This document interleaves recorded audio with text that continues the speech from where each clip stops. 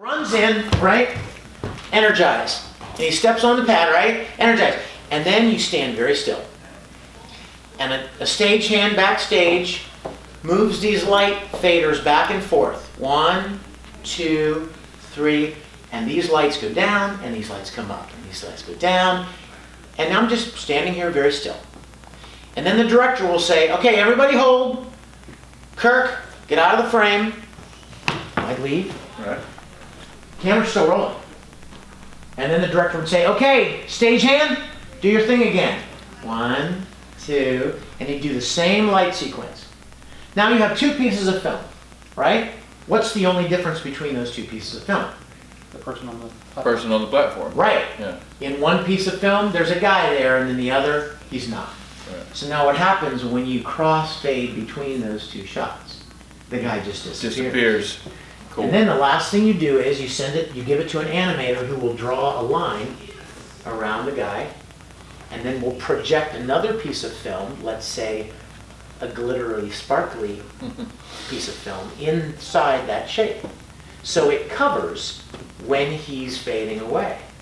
So first he's there, sparkle, sparkle, sparkle, then he's gone. Awesome.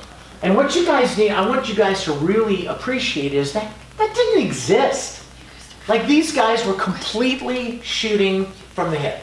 They had no idea. Nobody had ever done anything like that. I mean, in the mid-60s, you guys, most television shows were like cop shows, westerns, maybe sitcoms, like contemporary. Right. Like Leave It to Beaver or something. Like, it was a family in a house, normal clothes, normal stuff. Cop shows, what do you need? Police officer uniforms, cop cars, all contemporary stuff. Even cowboy stuff. What do you need? Cowboy clothes, they're pretty common. Horses, plenty of those. But this is all new. Anything they made had to be created and imagined out of nothing. And think about this, not just this.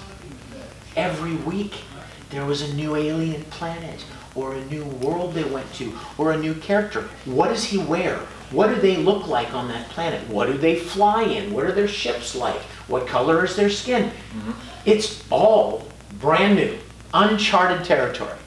And these guys had to come up with something that had never been done before. Which leads me to my favorite thing to share about this room. Remember I was talking about budget. How do they save money? How do they cut costs?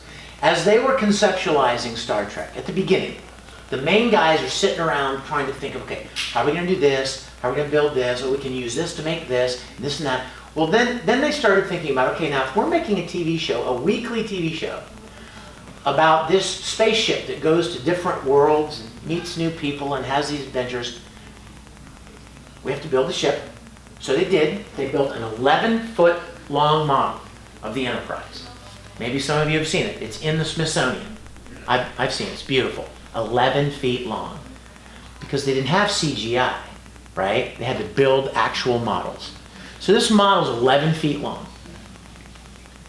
Anytime you see that Enterprise flying on the show, that means at some point they set that ship up and they ran the camera past it, and then they went around it, and then they shot it so it looked like it was orbiting a planet, then they shot it so it looked like it was orbiting away from the camera around the planet, going by the camera sideways, now it's shooting phasers. They set that ship up one time, and they shot as many different variations of the ship as they could.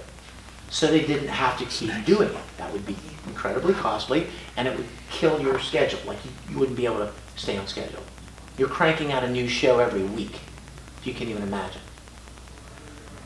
When they started thinking about, okay, new worlds and new adventures every week, they started thinking, oh my gosh, we could never afford to land the ship on a new planet every week. This ship is huge. The Enterprise is supposed to be like 900 feet long. They couldn't afford to shoot effects of landing the ship every week. Right. So, has anyone ever heard the old saying, necessity is the mother of invention? Yep. Yes. What that means is you have a problem, and in solving the problem, you actually create something brand new. Somebody came up with the idea of creating a transporter that would disassemble your molecules, send them somewhere else, and reassemble them. Thereby solving the problem of not being able to afford to land the ship land the on ship. on a new planet every week. So in solving that problem, simply just trying to solve a problem, they created something. There's probably very few places you could go on the planet where people don't know what beam me up means. Yeah. Beam me down. Beam me up. Now it's part of human culture, It is. pop culture, and it was all to solve a problem of money and budget. Cool. I love that. That's great. Any questions? Anybody?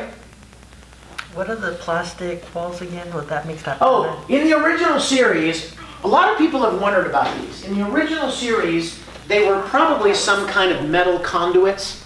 Again, they just found things and they put them up.